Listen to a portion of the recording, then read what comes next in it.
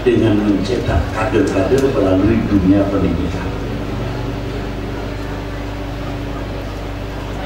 Jadi kalau kita ngomong hijrah itu bisa kita tiru seandainya zaman sekarang di zaman Rasulullah, Allahu Akbar, bangun tempat ibadah, Allahu Akbar, bangun ekonomi, Allahu Akbar, bangun pasaran. Kalau sekarang Allahu Akbar, bangun rumah sakit, Allahu Akbar, bangun dunia pendidikan, fakultas, ahli IT, elektro, ahli vulkanologi, geologi, kedokterannya juga maju, bedah jantung, bedah saraf, bedah pankreas, dan lain-lainnya.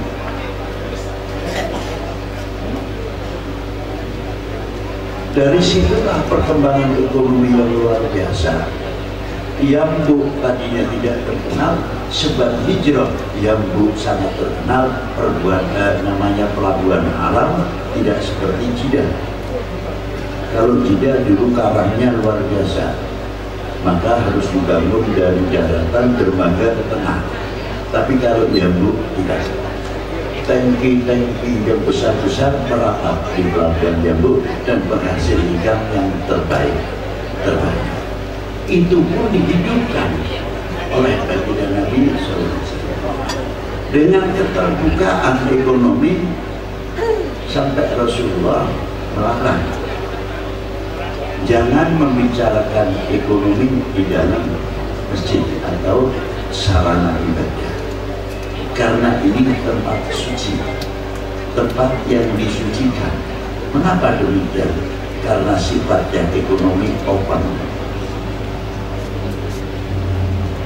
Tidak harus yang penjual agamanya berbeda, yang membeli agamanya berbeda. Silakan selagi saling menguntungkan, disitulah hebatnya ekonomi, lebih terbuka. Itu maksud mengapa tidak berbicara ekonomi di dalam masjid ataupun tempat sarana ibadah. Lebih berkembang perekonomian, tidak harus membatasi pembeli siapa, agamanya apa, tidak. Jadi kemajuan ini sudah dari dahulu diawali. Maka terusan ini diperjuangkan oleh siapa? Oleh Kali Sembilan dan kakeknya terutama. Beliau membangun perjalanan dunia Islam khususnya melalui India. Mengapa demikian? Karena sudah ada jalan sutra yang menghasilkan tekstil yang luar biasa. India juga dalam dunia pertanian plus tekstil yang luar biasa. Kakek-kakek Wali Sembilan itu mempunyai dan mempelajari bagaimana adaptasi yang sumber agama Buddha dan Hindu. Kekuatannya adalah di India, khususnya Hindu. Buddha perkembangannya di negeri Cina. Bisa satu wadah membuat satu adaptasi. Begitu beliau masuk ke Indonesia, maaf, bukan kesaktiannya, bukan karomahnya, bukan pedangnya, tapi ininya.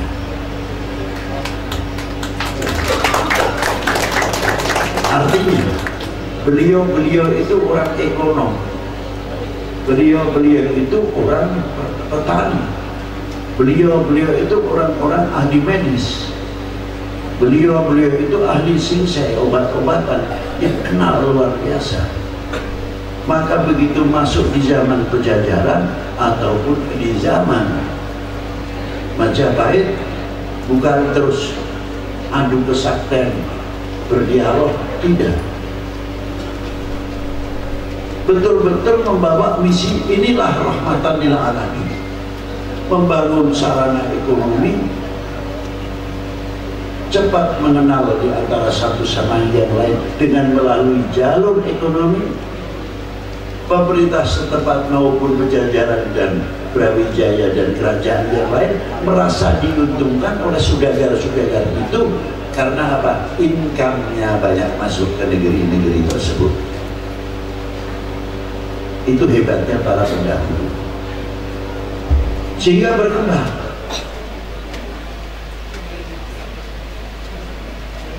Sampai sekarang itu berkembang dengan baik. Justru lebih klasik. Biar lebih enak, suara tidak ada itu.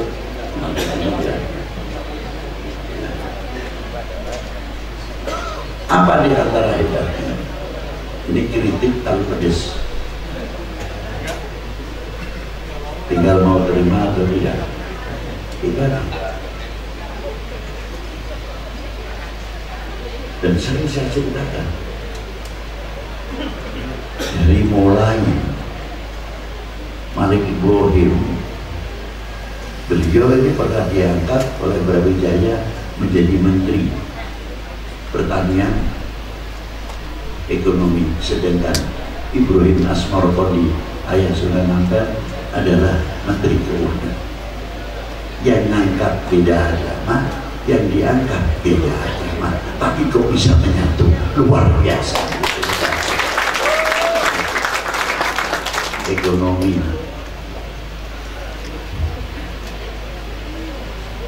Dari mulai Malik Ibrahim, Giri, Ampel, dari Ampel ke Sedayu, Sunan Derajat sampai Sunan Bonang, dari Sunan Bonang langsung ke Kudus, Muria, naik lagi ke atas, terus Demak, Sultan Abdul Fattah Kalijogo, terus ke barat Sunan Gunung Jati, lebih barat lagi Maulana Hasanuddin Al-Banna. Apa yang dipelajari ketika kita ziarah kepada beliau? Ada yang jawabannya, ya kita kewajiban cita ulama, benar. Ziarah para wali, benar.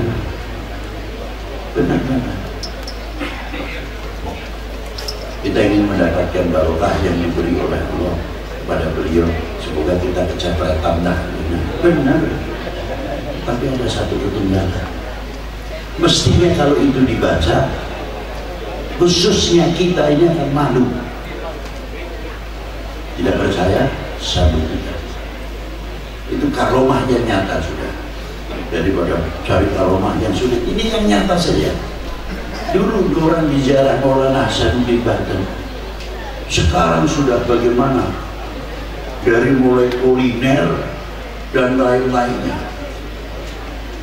depan masjid terbangun dengan baik, tempat pasaran dan sebagainya, market di Gunung Jati luar biasa depannya. Malah separuh muslim, separuh non muslim, ada tempatnya hanya batas tembok saja. Ini dengan sesuai agamanya masing-masing yang kita.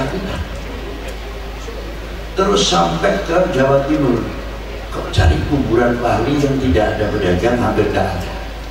Semua ramai. Yang datang baru beli kopiah putih dari Sunan Bonang, tetap saja beli kopiah putih lagi di Giri. Ya. Nanti beli lagi. Saya pikir-pikir, subhanallah, orang mati saja masih bisa mempersatukan umat. Orang mati saja masih bisa membuat ekonomi kerakyatan. Orang sudah mati saja sudah mampu mensejahterakan umat. Umat berdatang setiap hari berapa bus untuk ziarah. Semua hidup luar biasa. Sebab apa? Ada kuburan wali 9. Jadi kalau Oreka dan lainnya kok tidak mampu, ya kalah dengan orang mati. Assalamualaikum warahmatullahi wabarakatuh. Waalaikumsalam warahmatullahi wabarakatuh. Masya Allah. Kita selanjutnya akan melakukan pengguntingan kita, namun seperti yang tadi kami informasikan bahwa dengan lokasi yang terbatas, mohon untuk tidak